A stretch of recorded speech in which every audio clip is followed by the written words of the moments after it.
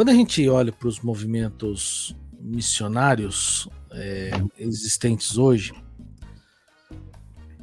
né, 2023, o que você tem visto de positivo e quais têm sido as suas principais preocupações? Como é que você enxerga a realidade da igreja brasileira no seu envolvimento com a obra missionária, com o sustento, com a capacitação e o envio de missionários?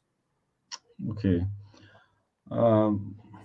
O que eu vejo de mais positivo na igreja brasileira hoje é a gente pensar um pouco na história da questão do evangelho chegando à nação brasileira. Uhum. Onde, isso não sou eu, sou o mundo da missiologia, dizem que a primeira onda missionária, vamos dizer assim, a primeira onda missionária foi quando os estrangeiros, né, os nossos irmãos, nos trouxeram a boa semente do Evangelho de Sim. Jesus, os nossos missionários que vieram no passado. Foi a primeira onda missionária aqui no Brasil, onde essa boa semente do Evangelho que eles plantaram na nossa nação, essa primeira onda foi dos missionários estrangeiros. A segunda onda missionária, a segunda onda, ela foi da própria igreja brasileira, que abraçou o protagonismo, né, do espalhar, do levar o evangelho a todos os estados da nossa federação. Então, a igreja brasileira assumiu esse protagonismo e a segunda onda, então, missionária foi a própria igreja brasileira, ela foi levando aos rincões, né, do Oiapoque e todos os estados da federação.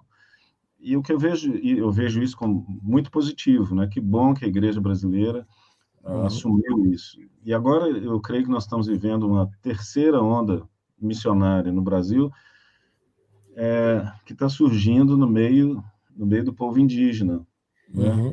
São brasileiros também e que estão assumindo o protagonismo de missões no Brasil, onde a gente chama de a terceira onda missionária no Brasil, que é o indígena levando a boa semente do evangelho a outros povos indígenas, né? São indígenas sendo preparados, capacitados em institutos bíblicos e voltando às vezes pelo seu próprio povo para levar a boa semente do evangelho. Então, muitas vezes, servindo a Deus em outra cultura e levando a boa semente do evangelho em outra cultura. Então, eu vejo uma coisa muito positiva, né? Onde a primeira onda foram os estrangeiros, a segunda onda foi a própria igreja brasileira, e agora a nação indígena, o povo indígena, que já transformado, alcançado pelo Senhor Jesus, agora levando a boa semente a outros povos no Brasil, né? Isso tem sido maravilhoso. E creio que a igreja brasileira, a igreja local, seja ela indígena, autóctone ou não, né, ela deveria apoiar fazer parte, né, fazer parte dessa terceira onda que está acontecendo no nosso país. O nordestino levando o evangelho para o próprio nordestino, os indígenas levando o evangelho aos próprios indígenas, o povo da Amazônia levando o evangelho ao seu próprio povo. E isso, eu creio que a igreja local deveria participar, não apenas financeira, mas orar, contribuir mesmo, financeiramente também, por que não, e apoiar e fazer parte, né? Infelizmente, o ponto negativo é que muitas vezes essa iniciativa dessa terceira onda, ela não está fazendo parte das estatísticas. Fica aqui até um depoimento, né, de que isso não está chegando ao conhecimento das igrejas no Brasil, até mesmo aqueles que trabalham com estatísticas no nosso país, de que há povos que estão sendo considerados ainda não alcançados, que já tem igreja, que já tem pastor, que já tem uma atividade da fé ali, viva, ativa no meio daquele povo, daquela nação, mas não faz parte da estatística, não é algo que está aparecendo, né, na mídia ou está aparecendo nas estatísticas. Mas tudo bem, o que importa é que a boa semente do evangelho está sendo pregada por essas nações indígenas, né? Isso tem sido muito bom.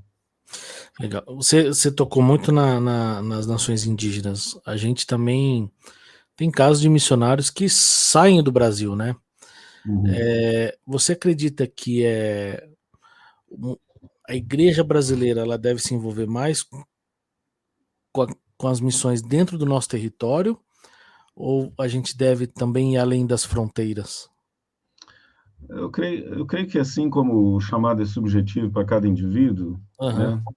né, todos nós somos testemunhas de Jesus, aqueles que já receberam o Espírito Santo, já foram transformados por ele, nós somos feitos testemunhas. Assim como a pessoa individualmente, igual eu senti, né, eu me senti vocacionado, chamado para servir o Senhor e me dispus a isso, a estar servindo o Senhor no norte de Minas, e isso foi bastante subjetivo na Uhum. minha vida.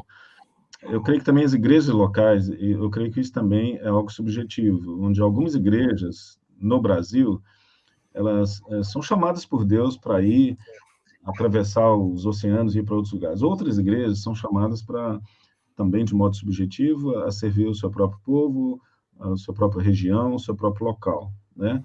Uhum. A despeito de tudo isso, entendendo que Deus pode chamar uma igreja local para que seja testemunha ao mundo muçulmano, seja na Indonésia, ou algum outro lugar, no continente africano, Uhum. ou servir na sua própria cidade, sua própria comunidade ou região. Tendo dito isso, nós precisamos lembrar de Atos capítulo 1, versículo 8, que o Uhum. campo missionário de qualquer igreja local, espalhado ao redor do mundo, né, tanto em Jerusalém como em Judéia, como toda a Judéia, Samaria e até os Uhum. confins da terra. Sim. Então, eu digo que o campo da sétima igreja, ele não se circunscreve à área geográfica do nosso presbitério, Uhum. onde nós estamos localizados. No contexto presbiteriano, a sétima igreja faz parte de um presbitério, mas o Sim. campo da sétima igreja é todas as etnias da terra, Sim. onde nós devemos servir. Uhum. Dizer a grande necessidade de que a boa semente do evangelho seja pregada no nosso país ainda, é uma grande necessidade, Sim. mas também nós precisamos estar de olho nas necessidades fora do Brasil e em outras nações. Os Uhum. nossos olhos precisam estar tanto aqui quanto fora ao mesmo tempo. Fica difícil a gente dizer onde que tem mais prioridade, onde que é mais importante. Eu creio que o mundo todo, para que Jesus possa vir, o evangelho precisa ser, de fato, Sem anunciado dúvida. em todas as nações da terra, né, todas as etnias. Fica difícil Legal. dizer se há uma prioridade aqui ou ali, o mais importante ali ou aqui. Eu creio que, igualmente, fora e dentro, é tão importante quanto.